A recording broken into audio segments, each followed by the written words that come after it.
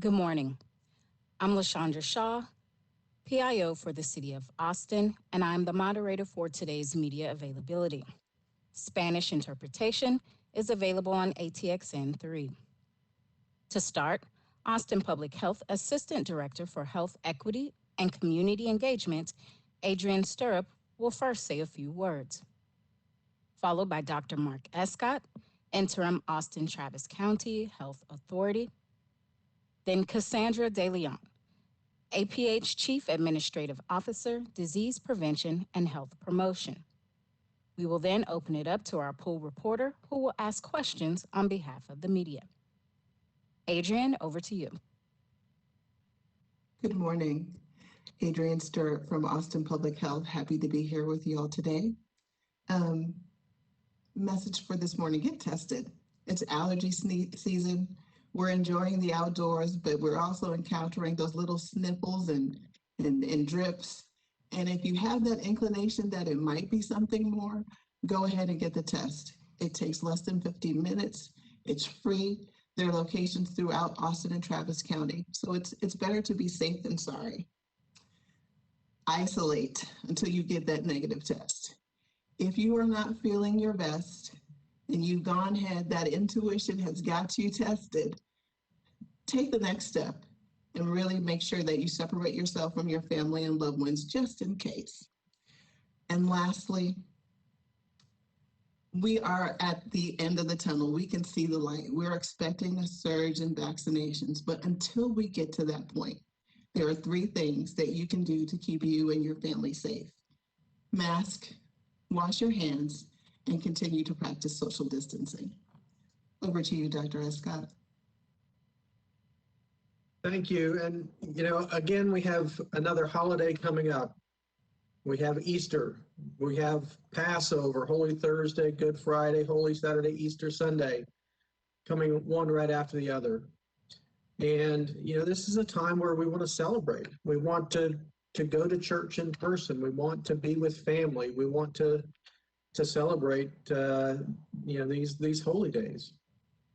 But we're at a time now where we have to be careful. I was hoping that we would be done with this by now, but we're not. And that means we have to stay the course. We have to maintain the protections and get through this holiday without costing people's lives. And that means, you need to evaluate your risk level. As we've been saying all along, if you're a high-risk individual or you live in a household with somebody who's at high risk for severe disease, you should stay home. You should do virtual church. If you're lower risk and you choose to go to church in person, follow those safety guidelines. Wear your mask. Make sure you're distanced from others. Make sure you're washing or using hand sanitizer often to avoid transmission. If we do these things together, then we can continue to drive down transmission in Travis County, and we can buy more time to get more people vaccinated. This is a critical point. We are seeing cases surge in the United States. We've seen hospitalizations, new cases increase around the United States. 31 states are experiencing an increase right now. And we can't be too pleased with the situation locally and the situation in Texas right now, because as we have learned in the past year, things can change very quickly. So if we maintain those protections, we can keep our numbers down, get more people vaccinated, and avoid that third surge here. And it's critical that we, in particular, protect the older and more vulnerable people in our families. And that means continue those protections this Easter. With that, I'll pass it over to Cassie DeLeon. Thank you, Dr. Escott. And just to give some updates on where we are as far as our vaccine operations, Austin Public Health has continued to expand and add new vaccine locations so that vaccine clinics are available most days of the week. And from the beginning of our operations back in January to To date, we have vaccinated over 180,000 individuals just with Austin Public Health alone. So there are a lot of vaccine options happening, a lot of clinics that are occurring even outside of Austin Public Health, but we are pushing a lot of vaccine across the board. And so we want to encourage everyone when they have access to vaccine and vaccines available to them to get that vaccine, to make sure to take advantage of that opportunity and get the vaccine. We also want to encourage that if you are due your second dose, that you don't delay. Try to get back and get your appointment by the 28th day, and try not to wait until that 42nd day. Try to get your vaccine within that time period. And then if you are encountering anyone who's hesitant about getting the vaccine, isn't sure, and you've been vaccinated, be that ambassador. Tell them about your experience and encourage them to get their vaccine. The sooner we all get vaccinated and we all can be protected, we can get back to a more normal scenario where we can see folks we haven't seen over the last year, engage in things that we'd like to do, such as going out to dinner and whatnot. But this is not the time to get lax. It's very important that we continue all of these protection control measures. We continue to really buckle down over this holiday weekend. It's really important to only gather with those who are within your household and with those that are fully vaccinated to ensure that you don't open yourself up for additional infection or potential add more spread to the rest of the community. With that, I'll open us up for more questions. Thank you. Now over to our pool reporter, Sangeeta Menon from KUT. The first question is from KUT. Dr. Escott, you touched on this, but what advice do you have for people gathering for Easter services this weekend? Again, I think we have to remember that COVID is still here, and that we still have to follow those protections that we've been following for the past year. There's a lot of temptation. You know, things are settling down here locally, more people are vaccinated, and there's this growing sense of we're done with this, but we're not. You know, we're concerned that this may catapult us into another surge if we are too relaxed with those protections this weekend. So again, people shouldn't gather in large groups, particularly without masks on. But if people choose to gather despite the recommendations, if they follow the same guidelines, the masking, the distancing, particularly when they're around older people who may be vulnerable, that'll help to mitigate some of that risk. You know, I usually love to be in person in church Thursday, Friday, Saturday, Sunday of Holy Week. It's hard for me. It's hard for my family not to be there in person. But we're going to do virtual this year because it is important for us to continue to protect this community. And our hope is that people will continue to modify what is normal for them, particularly during these celebrations, so that we can continue that safe practice and hopefully drive down disease spread.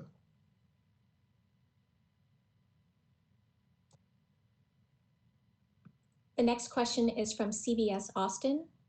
Pfizer says its vaccine is 100% effective in kids from 12 to 15 years old and is trying to get emergency authorization in the next few weeks. Do you think there will be a push for this before students start classes this fall? And what is the vaccination situation for elementary school students? Do you expect those clinical trials to progress as quickly? So there's a little bit of difference in the way vaccine efficacy is determined in children. You know, when we think about the Pfizer and Moderna trials from last year, they vaccinated a group and they had a placebo group, and then they waited until a certain number of individuals in either group developed the disease. And they unblinded it to determine how many in the vaccine group, how many in the placebo group to determine the efficacy. For children, what they're doing is they're vaccinating the children and then assessing the antibody levels to determine if the antibody levels, which have been shown in adults to be protective, are happening in children. That's where that efficacy comes from. So it is a endpoint which is quicker to obtain, You can assess that, at least 2 weeks after the vaccination is completed. So I expect that for younger children, that those vaccine trials will be quicker than they were for the initial trials. The Pfizer and Moderna both have arms of their trials investigating children younger than 12. So it is feasible that over the summer that those results may be available to allow for some utilization in children. The other thing with the children is the dosing may be different. So when you go from 16 to 12, they've kept the dosing regimen the same, but when you go younger, people are smaller, and the other question is, what dose do we need for younger children of all ages? So there's more work to be done, but I think these are promising results, particularly for our middle school and high school students, and for them, it gives us enough time to ramp up vaccination, to reach those groups, to make it much safer in the fall for the return to more regular in-person education. And I would also like to layer in, as we are anticipating additional potential for vaccine to come online as those trials wrap up, and potentially we have COVID vaccine available for children. I also want to encourage that we know because of COVID and some of the lack of ability to get into doctor's offices for well checks for children, it's really important to make sure that children are up to date on all their vaccinations. So as you're looking ahead to get your child the COVID vaccine, please also make sure that they're up to date on their current vaccine, all other vaccines. It's really important that they have full protection for all of the other childhood vaccines that are available to them at this time.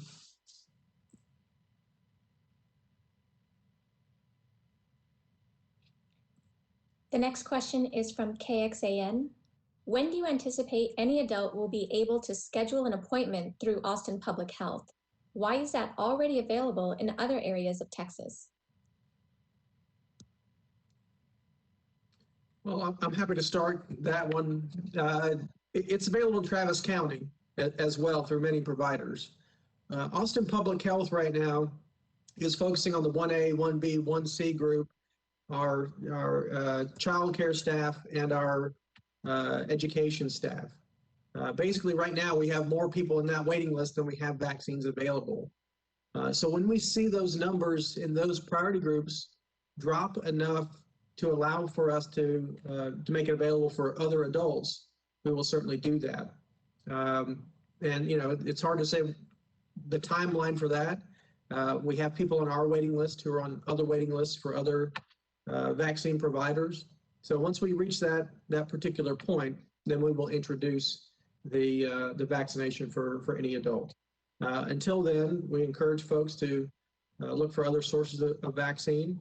There are many out there now, and we expect that as the vaccine supply improves, which we expect it will in the coming weeks, there will be more vaccine available outside of APH. And just to add in, we do encourage everyone to go ahead and register and set up your account with Austin Public Health, and continue to watch your account to see if and when you've become prioritized and when you've moved in the waiting list, so that you are able to snag that appointment as soon as it becomes available. Again, it's hard to really put a real timeline on that, so it may be sooner than we think. And so we encourage just folks to be vigilant and watch for that, but also look at all other providers, as Dr. Escott mentioned. And in the meantime, continue to practice those protections that you have been by masking and social distancing until you can get that full protection with the vaccine. The next question is from KView. Does Austin Public Health anticipate larger weekly allocations of vaccines from the state in the near future? We are currently receiving 12,000 doses per week for first doses, and then we receive 12,000 second doses to mirror our first dose allocations when those 4 weeks later, to make sure that those who are due their second dose receive those. At this time, we're not sure. We are ready to receive additional vaccine when the state is able to get additional vaccine as well. So we anticipate that as vaccine becomes available and they can push additional vaccine to the hub location within Austin Travis County, that we'll be ready to receive that. Something to note is that we're seeing additional providers adding into the allocations that we're seeing in Travis County, which is fantastic because that means there are additional locations that may be more amenable to a broader range of populations that just aren't able to access the hub at this time. So there are a lot of different avenues that the state is utilizing to provide vaccine across the state. And so that's really an opportunity to encourage more vaccine, encourage more providers to be part of the vaccine rollout, and just kind of be looking at that as a patient, looking to what vaccine providers are actually out there and where vaccine is accessible. I'll just add on to that. Early on when we have new vaccines, and this is true for other vaccines in the past, when there's a limited supply, it makes sense to vaccinate people through hubs so that we can prioritize those who really need it the most and then work the way down the list. Ultimately, the goal is to get vaccine close enough to home or work where it's convenient for people to get it where they would normally get a flu shot. If we can achieve that goal, it helps us get through the mass number of people that still need to be vaccinated in this county. One of the concerns that we have is that when we look at graphically what the vaccination rollout is likely to look like, we see a big spike at the beginning, right? Lots of people want the vaccine, and we vaccinate lots of people very quickly. But then it starts to decline, and then we have a long tail getting to that herd immunity. If we introduce vaccine, there are more vaccines available at pharmacies, at grocery stores, standalone pharmacies, pharmacy chains, as well as doctors' offices. It allows us to cut that tail off, to achieve herd immunity quicker because it is more available, it's more convenient, and that makes it easier for folks to get it as a part of their normal routine rather than scheduling at large sites. So we do anticipate that the federal government will increase allocations, that the state will increase allocations to providers outside of APH to help with that particular issue. But I think generally speaking, we're on a good timeline that the president set to have vaccine available for everybody who wants it, certainly by the end of May. Children will be another benchmark, probably sometime over the summer for that. But again, as we've said before, if vaccine is available to you and you get offered an appointment, please get it. That's the best thing we can do for ourselves, for our family, and for our community to move past COVID-19.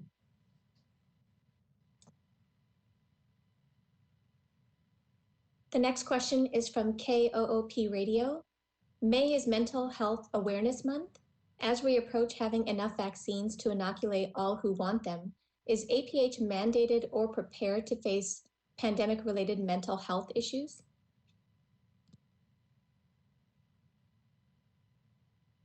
I'll start off with this one. APH has a longstanding history or track record of partnering with community agencies to provide mental health services. This is something that we have been talking about with our partners, the effects of COVID, the isolation, paying special attention to seniors. And there's been a lot of conversation as of late of the effect of being isolated or being required to homeschool on our kids. And so we do have several contracts in place with providers. We have been talking about how we reimagine those services in the light of the pandemic and how we are really paying attention to emerging needs to have a strategy to address them. So the short answer is yes, we are prepared, our partners are prepared, and we have the beginnings of a good plan in place to make sure we meet our community's needs. I'll also just mention that when we look at our mental health infrastructure in Texas, it leaves a lot to be desired. I think we do need to examine further investments at the state level, particularly in terms of mental health availability in the school system. It is not anywhere close to the recommended levels of school counselors in our school system. And for the many students who are struggling with this school year, it is a challenge, and it challenges the system based on limited availability. So we've got work to do, and it's important for those who are struggling through COVID-19, and there are many, many people that they reach out. They reach out to a school counselor, to a teacher, to a friend, or to a mental health professional, and start the healing process.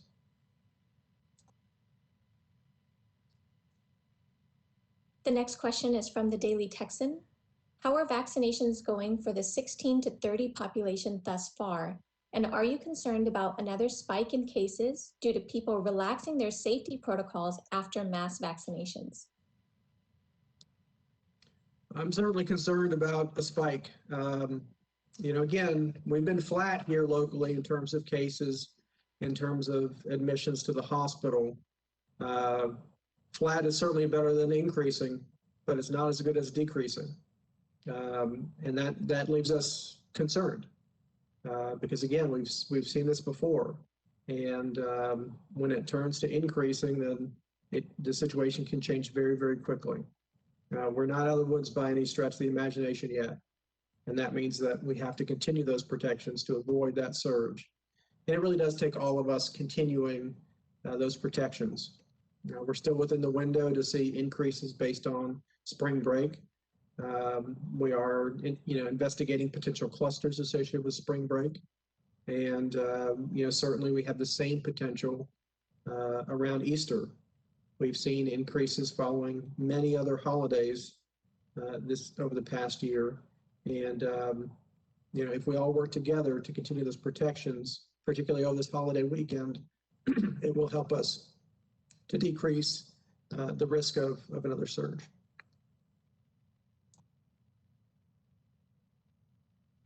The next question is from Univision. Is Austin Public Health discussing the possibility of a mass vaccination clinic without appointments in the near future? No. So the challenge with a mass vaccination clinic without appointments is people end up in line, either standing or in their car for hours and hours and hours. What we prefer to do, and I think what many jurisdictions prefer to do is you pre-schedule those, the large clinics, so that we have people who, I tell you, my wife went through Austin Public Health to get her vaccine. She was in and out in 20 minutes because of that scheduling process, because not everybody's showing up at once. I think that is important because it decreases the inconvenience of getting a vaccine. It ensures that large groups of people aren't gathered together, and it keeps things efficient for traffic flow. I do think at some stage we will have smaller clinics that will not require pre-registration, walk-up type of clinics. But now that we still have lots and lots of people on the waiting list for our large vaccination sites, we will continue that process. But also, and we've done some already, have some smaller sites that are closer to home for people. But we can expect more of that into April and May. Thank you, Dr. Escott. And just to piggyback on what you said, it definitely will be a matter of waiting until we have more vaccines available in community. And part of our equity strategy to really focus on those populations that are having disparate outcomes to COVID and have more barriers to accessing the mass vaccination pods. There has been some discussion about those smaller clinics or those smaller place-based pods that allow folks to walk up and at the same time register into our system and get a vaccine. So yes, that is in our future.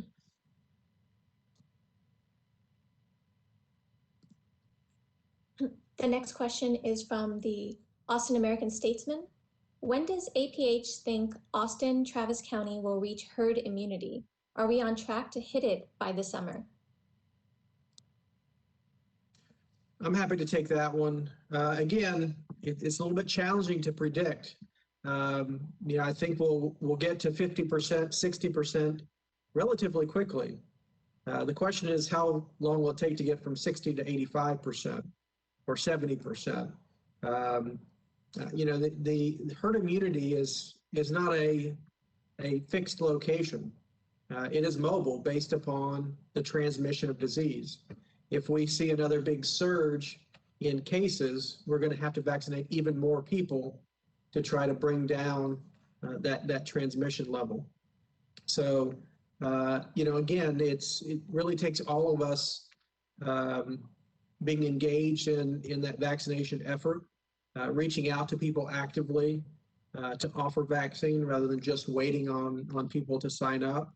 And it's going to take all of our community groups that we're working with, reaching out to their clients, to their friends, to their members, talking about vaccine, helping to provide facts associated with the vaccine rather than the social media conspiracy theories that we see from time to time.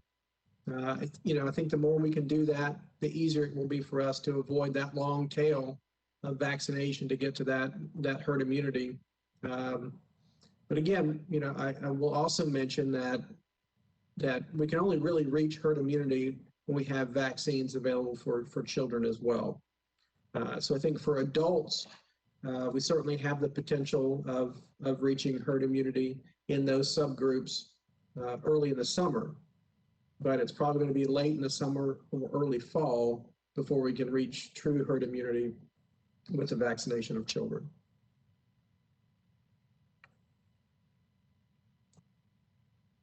The next question is from Fox 7. How much longer will Austin need to wear masks?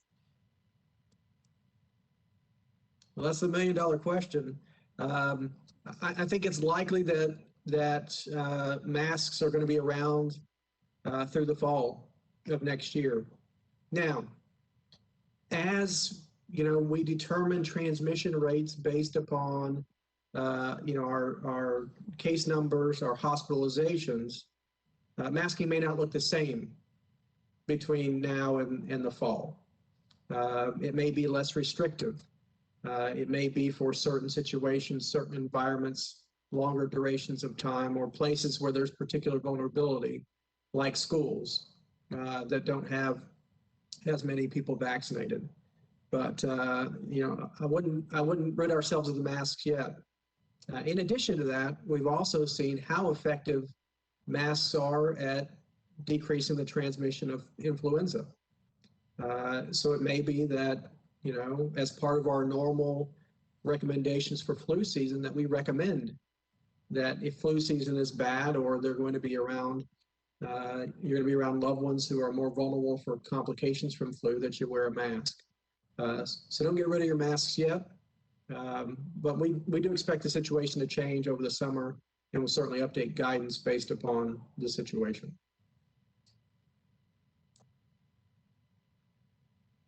The next question is from Community Impact. State vaccine distribution is expanding, but the allocation to Travis County providers has gone down significantly in the last 4 weeks. Is Travis County as a whole still receiving its fair share of doses? Well, first, let me say that I'm not sure that that's true. Austin Public Health has been getting their 12,000 a week for first shots, 12,000 a week for the second shots, and certainly providers are also receiving shots. What we've seen this week is that some providers had extra shots because of the winter storm. So those providers are catching up a bit. For instance, Austin Public Health received 12,000 second shots for the individuals who received the 12,000 first shots the week of the winter storm. Well, obviously we didn't give 12,000 shots the week of the winter storm, so we had excess supply for a short period of time while we caught up. Other providers are facing that situation as well. So, in some circumstances, those vaccines were then given to different providers within Travis County. But, certainly the indication that we're seeing going forward is that vaccinations are going to continue to increase and, certainly into April and May, increase dramatically. That doesn't necessarily mean Austin Public Health's allocation is going to increase dramatically, but the overall allocation to Travis County, either through DSHS, through the state, or directly through the federal government program with the pharmacies. The next question is from KUT. Will APH plan vaccine distribution events targeting 12 to 15-year-olds if Pfizer's COVID-19 vaccine is authorized for use by the FDA? Will you consider doing that through schools? So I first just want to mention at this point, we've not been a Pfizer provider, which I think obviously Austin Public Health could absorb any vaccine that were allocated. But to date, we are only the Moderna provider, which is only authorized for the 18 and older population. However, as the vaccine trials go on and Pfizer becomes the vaccine or one of the vaccines available for vaccinating school-age children, Austin Public Health would certainly leverage the partnerships that we currently have with our school partners, as well as other vaccine for children providers, so that we can ensure that there is capacity to rapidly deploy that vaccine in whatever capacity is appropriate for reaching that population.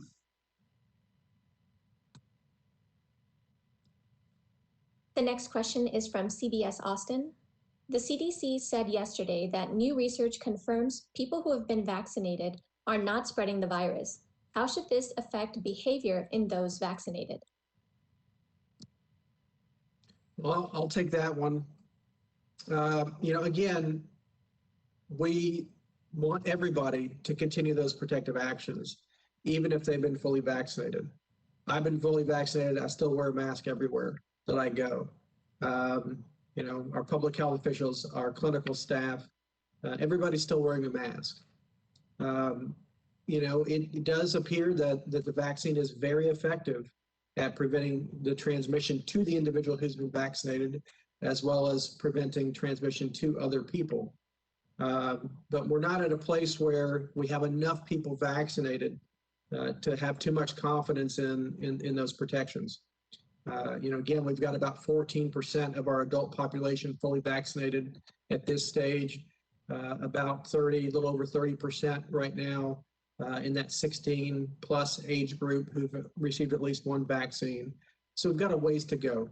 So my advice at this stage is please be patient. Please continue to follow the guidance that we provide about masking and distancing. We're talking about a short period of time before we're going to see some revised guidance going out as far as how vaccinated individuals can operate potentially differently from others. From the public policy standpoint, it's very difficult if there's separate guidance for vaccinated versus unvaccinated. There certainly we have seen the concept of a vaccine passport, which I think is a very dangerous technique to allow people to have additional freedoms. The freedoms we're talking about are not having to wear a mask, not having to distance. I think we can all be patient enough to wait a month or two before we need to, move towards that direction of issuing separate guidance. Again, we have to understand that every one of us plays a critical role in the health of this community, and that having the patience to continue masking and distancing and washing your hands for a little bit longer will certainly help to drive down the disease and get more people vaccinated to put us in a better situation for summer.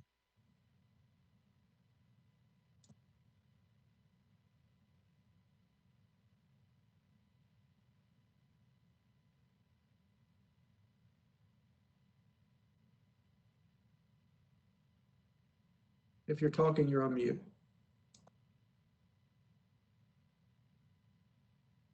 I think she may be, Dr. Escott. I will continue to ask the questions.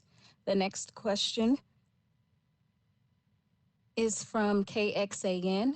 How strong is the demand for vaccines in the Austin area? Are the numbers staying about the same, fewer, or are more people trying to sign up? So we are definitely seeing a daily increase in new registrants on our portal to register for a vaccine appointment. And that is encouraging, particularly encouraging as we know the eligibility criteria continues to expand. And we do want folks to continue to register. As was said earlier, as the timeline goes forward and more vaccines come into our local market, there will be more vaccine available both within Austin Public Health's vaccine clinics, but also across other vaccine clinics. So we really encourage folks to continue to seek that vaccine out. But to answer the question specifically, yes, we are continuing to see an increase in demand and an increase in new registrants in our system.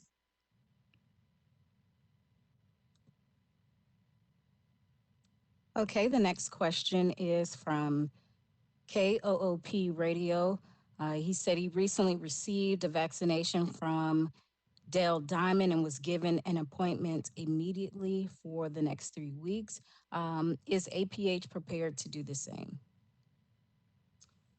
Yeah, I'm really glad you're asking that. For second doses, it's really important that individuals track when they're due that second dose and pay attention to which vaccine they've received. Austin Public Health is providing the Moderna vaccine, and so your vaccine is due 28 days after you've received that. Note that at 28 days, you start counting the day after you've received your vaccine. We are advising folks when they receive their first dose that they should expect to receive an appointment and a reminder that they would need to return on that 28th day to that location, and they should be receiving an appointment. And so we encourage folks to check their accounts. In some cases, their email box may be full. Or they don't receive the text message that they have received their appointment. So we encourage folks to check their accounts to see that their appointment is physically there. And if they're not able to verify that their appointment has been made, we encourage folks to call 311 if they have not received information about their 28th day vaccine appointment and they're at that 28th day, so that we can get them in and make sure that they are able to get that vaccine as quickly as possible.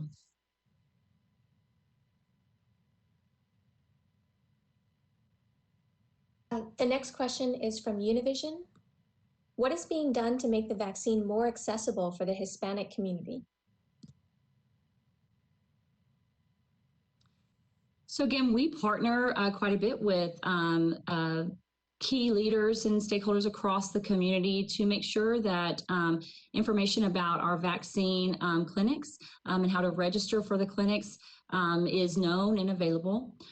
We also work to make sure that there's no barriers to accessing vaccine. As Adrian mentioned before, we really try to make sure that folks are aware that there should be no reason why they feel limited in coming to the vaccine site.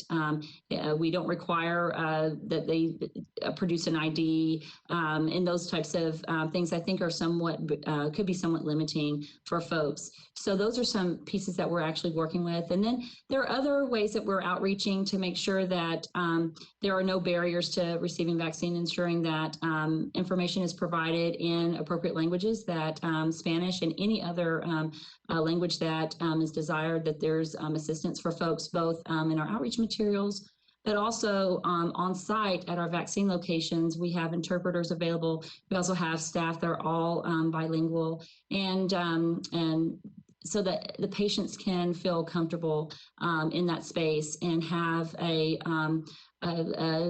conversation about their needs and ensure that if they're choosing to take the vaccine, that they have all their questions answered and are able to have the knowledge that they need to carry back with them, and then also carry back and encourage their family members to get vaccinated. Thanks, Cassie. And just to piggyback off of what you said, all of that, and making sure that we're being responsive to our community. This is the first time that any of us have navigated through a pandemic, and that we have been very conscientious about taking feedback from the Latinx community about unintended barriers to our processes, and we have worked with them to make adjustments. And it's all of those things that Cassie talked about, making sure that we have translation services available, working to have small pods in communities that are where the residents are primarily Latinx or Hispanic, proactively working with our community partners to call folks who need help navigating our systems. So really making sure that, we are intentional in our efforts within the constraints of being a hub, of course. And I look forward to the day when there is more vaccine in our community, and then as a public health department, we can shift into our role of being that safety net provider and really digging down into those community-based strategies that will ensure that not only are we, putting a more intense effort on making sure the services are amenable and appropriate for our Latinx population, but also for our Asian Pacific Islander and our Black American population as well.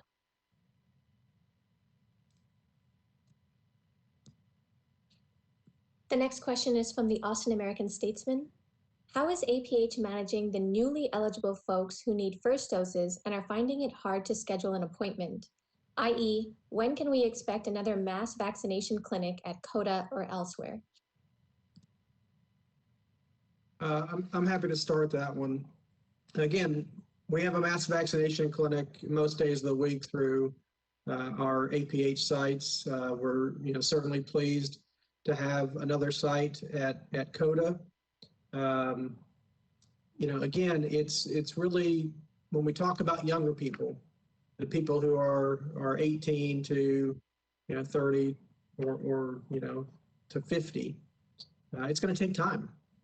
We've got to have patience when it comes to getting the vaccine, because we have to remember that there are many, many more people who want the vaccine than we have vaccine to give to. So that's why we're still prioritizing those individuals in the 1A, 1B, 1C group, our education staff, our childcare staff. Once we have an indication that the line is shortened enough for us to open it to other individuals through Austin Public Health, we will do that. Until then, folks can look at other sites, other providers, including CVS, Walgreens, HEB, Sam's Club, Targets, or their local healthcare provider to determine if they have availability. The Texas Department of State Health Services and TDEM have a great interactive site so that folks can identify where there is vaccine and where there is not vaccine. So that's another good tool for people to utilize. There are links for each of those provider sites through the DSHS. So it provides instructions on sign up. So again, it's going to take time. It's going to take months for us to get through these, all adults, certainly into April and May to be able to have enough to be able to offer to everybody. But I think once we get to May, we'll be in a situation that there'll be much more availability, and it'll be much easier for folks to get vaccinated the same day they decide that they want a vaccine.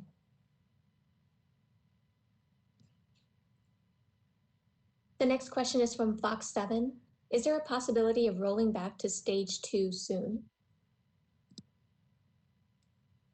Well, we have projections, and the projections show that, as early as the middle of April, we may start the entry into stage 2.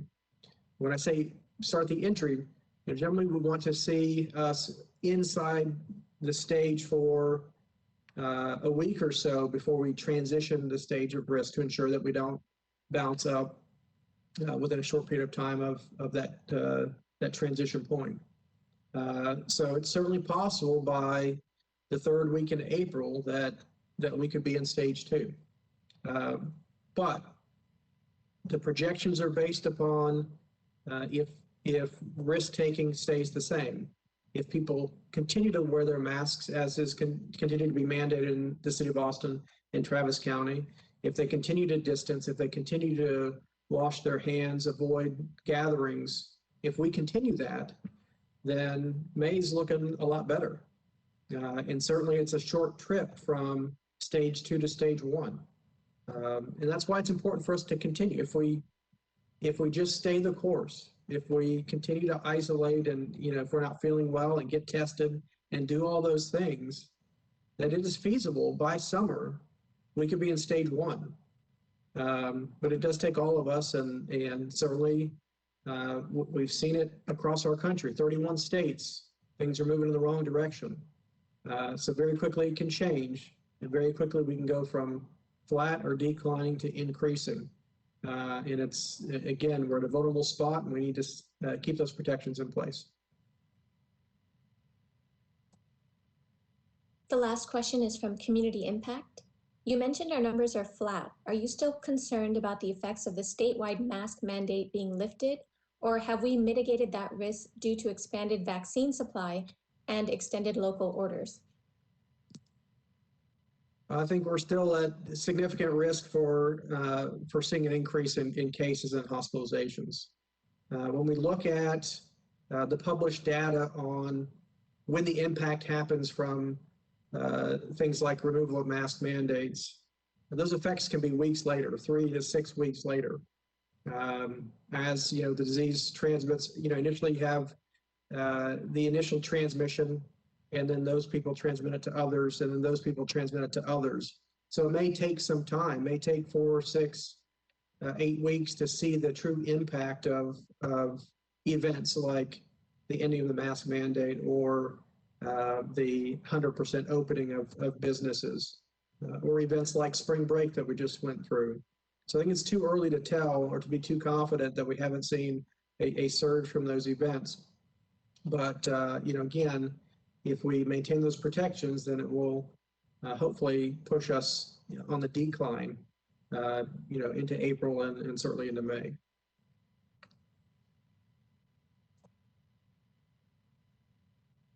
Thank you, Dr. Escott. At this point, we will move into our closing remarks. Adrienne?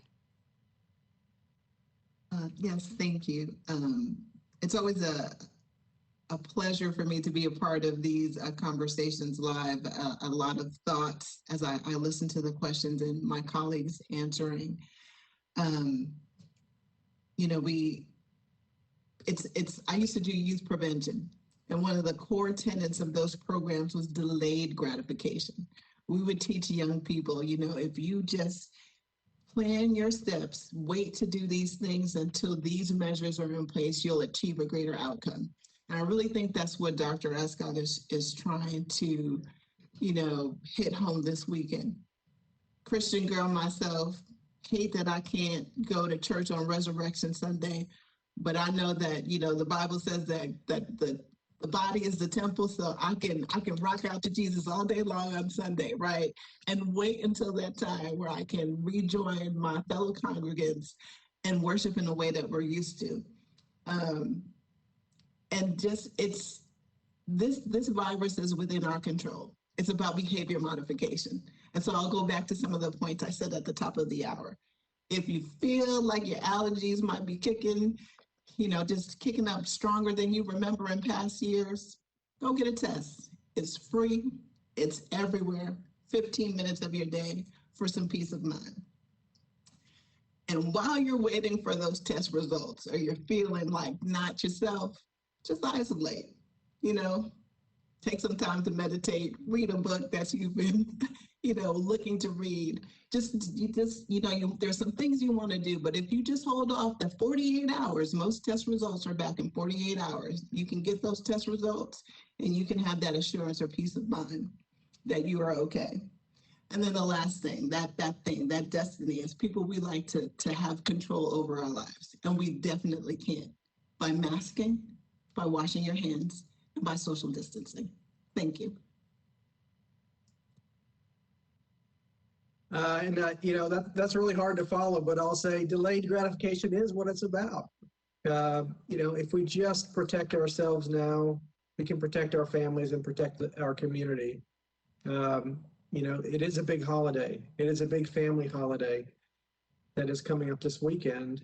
But we have to remember that, there are people in our families, there are people in our faith communities that are very vulnerable to COVID-19. They're at high risk for severe disease, high risk for hospitalization, and high risk for death. If you don't want to do it for yourself, do it for them. Please, if you're going to church in person this weekend or this Holy Week, wear a mask, distance yourself from others, wash your hands frequently. It's the best thing we can do for our families, and it's the best thing that we can do for this community. My hope is that everybody stays safe out there. But as Adrian just said, the hospitalizations and deaths from COVID-19 that are happening now are on us. We have the ability to prevent. We know how to prevent this disease. We have a vaccine which is available. We have to be patient. We have to have that delayed gratification. And if we do that together, this summer is going to look a whole lot brighter. With that, I'll pass it over to Cassie DeLeon. Thank you, Dr. Escott. And just to close out, yes, it's exciting that we have vaccine, and it's really exciting that we're seeing so many more people get vaccinated and the eligible population continue to spread and the interest in vaccine to continue to increase. With that being said, delayed gratification is the situation right now. My own personal experience with friends and family, I continue to hear even daily about individuals who had been so vigilant this entire year and contracted this disease, and unfortunately are having a rough time with it, have to go to the hospital. And there are still those accounts of people who are losing family members. It's really, really important. Although we're seeing as a population, those rates go down, but I don't want it to be my grandmother that suffers and dies. I don't want it to be my friend or my family member. I need everyone to protect themselves so that none of our families have to suffer another person having this disease or another family member being lost. So with that, we can do this. We can protect ourselves and protect each other. It's going to take some time still, but we have the tools. It is on us. We can make it happen. Thank you so much.